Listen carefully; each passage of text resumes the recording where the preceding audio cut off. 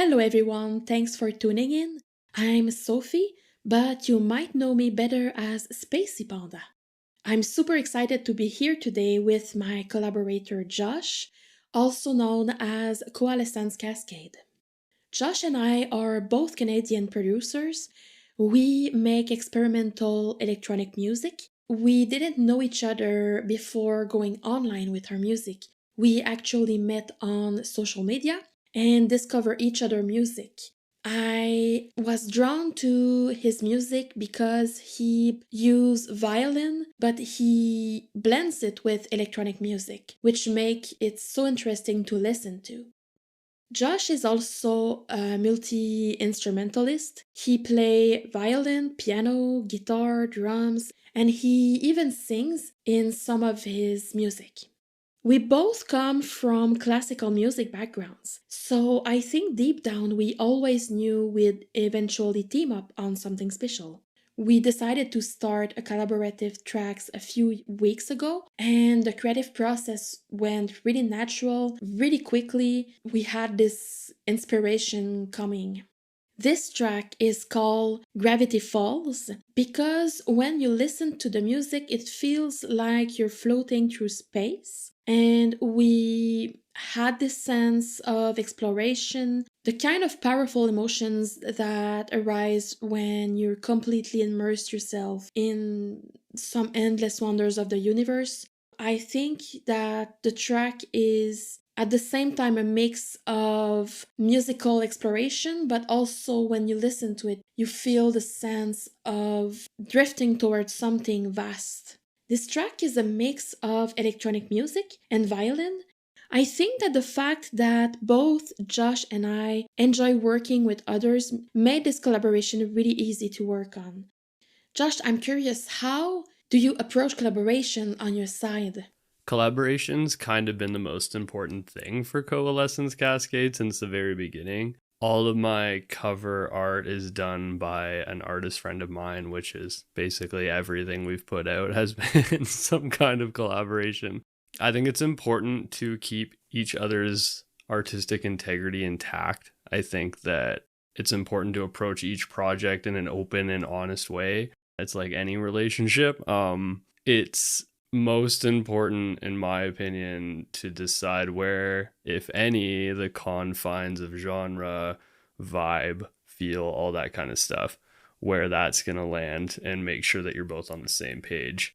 I agree with you because for me as well, collaboration is a big part of my electronic music journey. I think that it makes it so much better. Josh, what music style are you drawn to and why? That's a tough one. I think that I'm into whatever grabs me, if that makes sense. More than genre, I feel like I'm drawn to a feeling or something that gets my heart rate moving a little bit. Like I want to make that like ooh face. You know what I mean? I've got artists that I connect to a lot, especially if I've seen them live.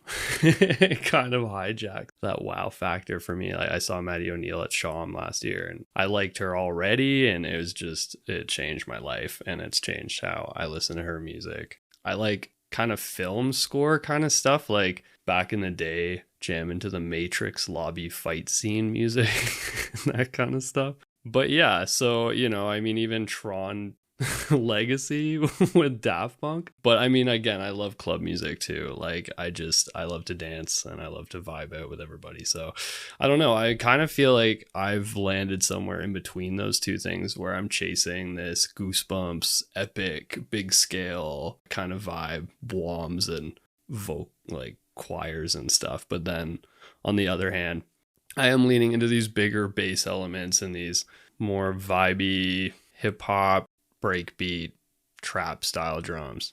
I don't know. Like, I don't really think about genre the most. Again, it's just mostly about vibes, and I don't really think about genre when I write my music. Yes, I can relate to that. I am not able to stick to one music style in particular. I think this is what makes our collaboration so interesting because we both have so many influences on our music and it allows us to be really flexible with working with others. I'm not even able to find the right music style that would define our collaboration. Knowing that you don't have a specific music style, what inspires you when you make music? And how does this translate into your music production, Josh? I would say that my biggest inspirations, especially growing up, were film scores and trailer music. Oh my God. I got into that in a big way. I found Globus in college. They were doing some pretty crazy stuff. I think I'm hooked on that emotional dopamine kick. Like I think my biggest inspirations are those tracks I've listened to where the hair stands up on the back of your neck and you get goosebumps and your heart rate changes and you think, oh my God, what was this person thinking? Like Yeah, I know what you mean.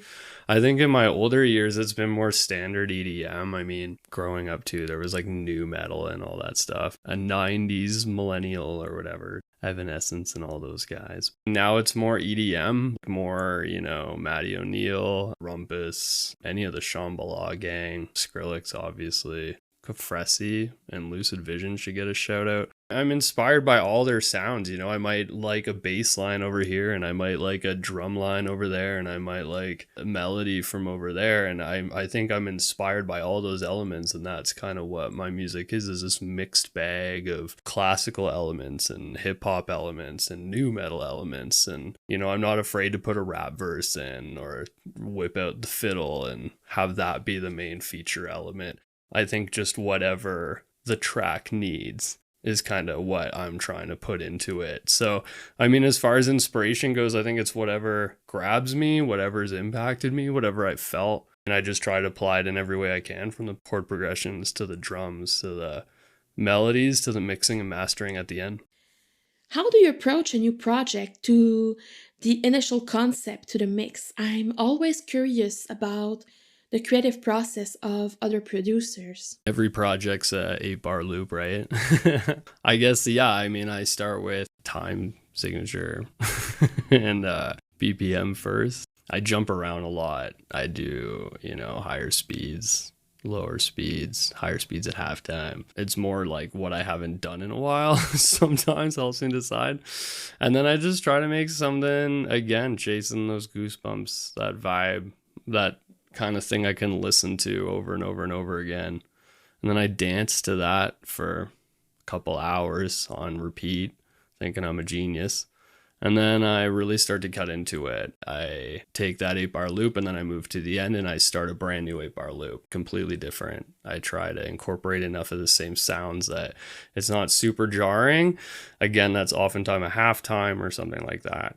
And then I start trying to tie it all together. Okay, we need an intro, we need some bridges, we need a breakdown, we need some drops. And then, I mean, it just goes to final mix. It's a faux pas, but I have a pretty powerful computer now, so I mix as I go, which is, it's tough on my computer, but it's so much easier to hear what it's gonna sound like when it's mixed. And I mean, I'll run it through a couple maximizers, whatever, master, like partway through and stuff sometimes, just so I can listen to it more and kind of keep listening to it until, then that's when you start hearing the like, oh man, it would be really crazy if I drop that, or if I flip this over here, or if I reverse this, so you kind of get your bare bones like skeleton down, and then from re-listening and like applying your music theory, it starts to take shape and become something a more skilled project than a jam session. Thank you so much, Josh, for being with me today, and I really appreciated our collaboration. Also, I want to thank you, Chris, for inviting us to this show. We really appreciate the opportunity to share our experience. Chris, I want to thank you so much for having us here, and I hope you all enjoy our brand new track, Gravity Falls.